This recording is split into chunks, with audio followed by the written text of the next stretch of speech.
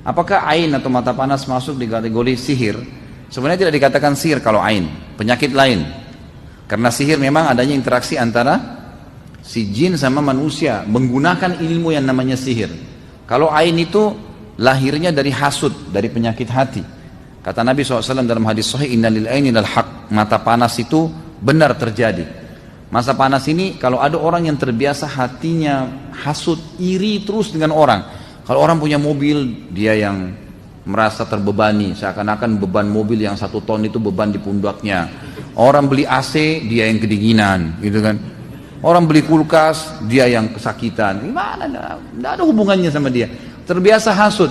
Allah kasih orang anak lucu, anaknya tidak, oh dia hasud lagi. Ini berbahaya. Kalau dibiarkan dalam hati, dia bisa berpengaruh kepada penglihatan mata. Jadi kalau setiap dia lihat sesuatu itu bisa merusaknya. Makanya pernah ada sahabat yang lagi mandi, kebetulan sahabat ini punya fisik yang Masya Allah kulitnya putih bersih, orangnya gagah sekali. Dan zaman dulu orang tidak punya WC atau kamar mandi di rumah. Mereka kalau mau mandi atau ke WC, termasuk Nabi SAW itu ke padang pasir, gitu kan. Lokasi padang pasir mereka ke sana, lalu mereka tutup dengan pelapa-pelapa kurma, lalu kemudian mereka menyelesaikan hajatnya di situ. Memang zaman dulu mereka tidak punya sistem, dan Alhamdulillah kita sekarang sudah ada dalam rumah, gitu kan. Itu dulu di luar rumah. Maka ada seorang sahabat lagi mandi dan orang ini punya kelebihan fisik. Lewatlah sahabat yang lain yang punya penyakit ain nih, suka hasud dengan orang. Maka dia waktu lihat, sepintas melihat dari atas pundak ke atas, maka dia lihat orang ini putih sekali. Lalu dia mengatakan, anak gadis pun yang dipingit tidak ada seputih kamu kulitnya. Hasud. Tiba-tiba orang yang mandi tersebut pingsan, jatuh.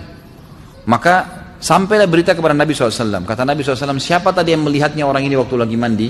Dikatakan si fulan, dipanggil oleh Nabi SAW. Kata Nabi, halla barakta, tidakkah kau mengatakan Masya Allah, tabarakallah, ini dengan kelebihan yang Allah kasih, semoga Allah berkahi. Maka orang itu pun terdiam. Lalu kata Nabi SAW, berwudulah, disuruh wudu, lalu air wudunya disiramkan ke orang yang kena ain tadi, gitu kan. Waktu kena air maka dia bangun tiba-tiba.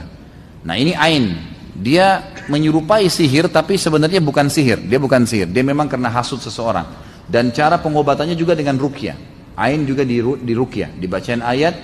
Paling efektif kalau ditahu siapa yang menghasutnya, siapa orang yang tidak nyaman sama dia itu, disuruh wudu, air wudunya dipakai mandi. Sebagaimana tadi Nabi SAW praktikkan kepada sahabat ini, gitu kan. Tapi dia bukan bagian dari sihir yang saya tahu.